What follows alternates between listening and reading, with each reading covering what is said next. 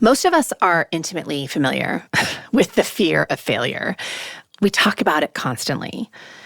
But today I want to talk about two fears that I think are far more common and far more costly for midlife women.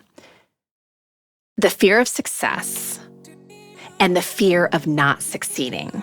They sound like opposites, but they both lead to the same place, which is stuckness. And a lot of us are oscillating between the two of them without even realizing it. Welcome to your daily hit of grace and grit, your quick dose of inspiration to kickstart your day. I'm Courtney Townley, and here is today's hit.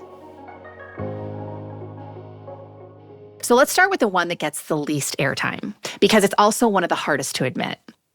And I am so familiar with this kind of fear, which is the fear of success. The fear of success is real, and it's very sneaky because it doesn't announce itself as fear. It shows up as procrastination, as perfectionism, as I'm just not ready yet. It shows up playing small when you are more than capable of playing bigger. And here's what's actually underneath it for a lot of women. If I succeed, what changes? If I launch the business, what gets harder? If I step into a bigger version of myself, what do I have to give up? And who might I leave behind? And how much will I manage, or how will I manage everything else that comes with it? This is so real. This is something I've rumbled with so hard throughout my life, because I do think that I have tasted levels of success where I was overwhelmed. And there was a big cost to those seasons of success. But the problem is I start looking at every ounce of success through that lens of overwhelm and having to leave something behind. And the cost of this fear is invisibility. The idea that stays an idea for years, right? The cost of a book that never gets written, the cost of a business that never gets launched, the version of yourself that you can see clearly, but never quite gets stepped into, because the stepping in feels like too much to manage.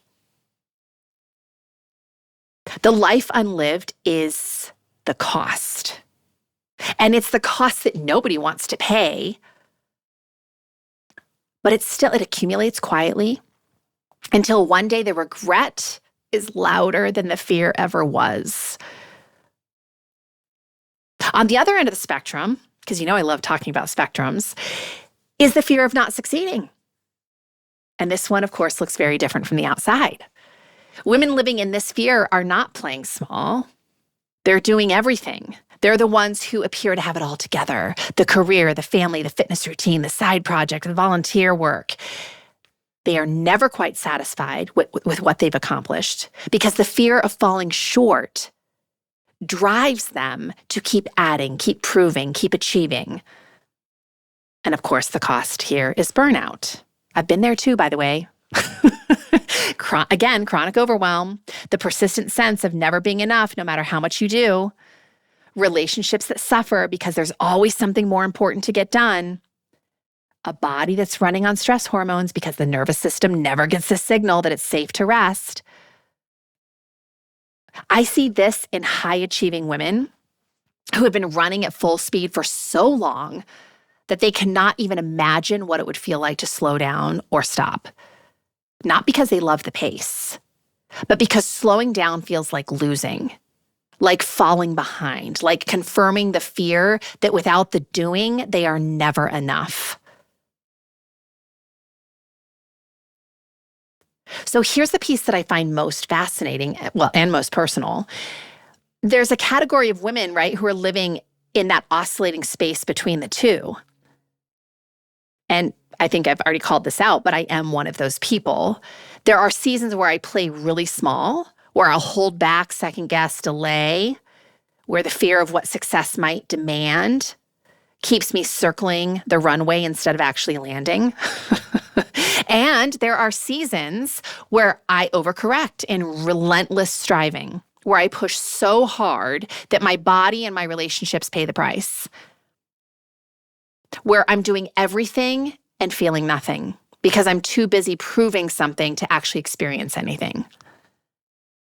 And what I've come to see and understand is that both fears have the same root: a question about worth.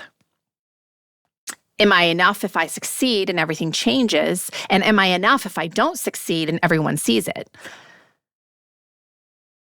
The fear of success and the fear of succeeding are both, at their core, worth questions masquerading as productivity problems. So a few things that I have found have helped me along my own journey, maybe they'll help you with yours, is number one, naming the fear that's running the show right now, right? Not in general, but in this season of your life, right now, this week, the thing that the energy, I guess I would say, that you're bringing to the table right now. Are you holding back, or are you white-knuckling your way through? And it's really interesting because in client conversations, I hear both all the time, right? Like I'll hear one client talking about the fear of success, even though she's maybe not labeling it that way from the outset. And I'll hear the next client talking about this fear of not doing enough and never succeeding. Separate your worth from your output. This is the work of a lifetime, I'm convinced. I will not pretend this is easy. But every time you catch yourself believing that what you produce determines your value, there's some fear talking there. Your worth is not a performance metric. Ask what you would do if neither fear existed, right? What would I do if I didn't fear success? What would I do if I didn't fear failure? Not what should you do, but what would you actually do if there was no fear in the equation? The answer is usually very close to the truth of what you actually want. And get honest about the cost of staying where you are, because both fears have a price. Playing small costs you the life you're capable of living. Relentlessly striving costs you the experience of actually living it. Neither is free. So definitely choose wisely. I don't think I have ever really met a woman who was held back by laziness or lack of ambition. I know that's a bold statement, but I truly feel that. I have met lots of women who are held back by fear. Fear of what is often so familiar, we have stopped recognizing it as fear at all. So name your fear, understand it, and then make a decision that your fear does not get to make decisions for you. Because the life you want is on the other side of the fear that you are most willing to face. I've long believed that the foods we're most reluctant to give up are usually the ones that if we remove them from our diet, they will have the biggest impact. And I believe the same thing about our fears. When we face the things that we fear the most, we usually experience the most expansion. So, what might that look like for you? If this stirred something inside of you, imagine what a whole book of clarity and courage could ignite. The Consistency Code, a midlife woman's guide to deep health and happiness, goes even deeper into the mindset and practices that create real, meaningful change at midlife. Grab your copy today over at theconsistencycode.com and keep the momentum alive.